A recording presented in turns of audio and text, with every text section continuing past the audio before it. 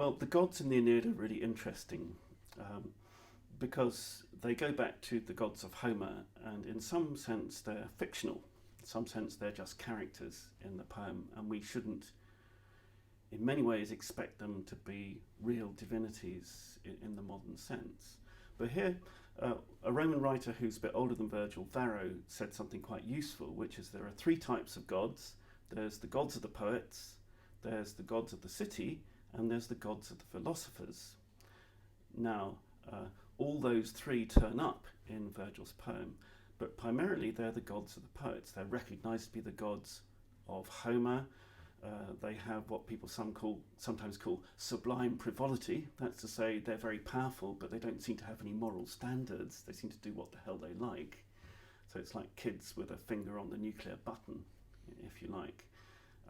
But of course, they also have the names of real gods who had real temples in Rome and did receive cult. And then finally, you have the gods of the philosophers, which is probably much more like what people actually believed in the first century BC.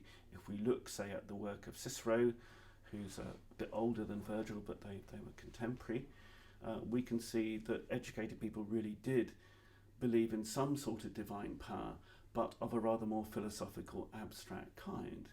So Virgil has all three of these ideas about the gods, and there's tension and there's conflict, and that's part of the poem, because on page 1 he says, can the gods really behave so badly?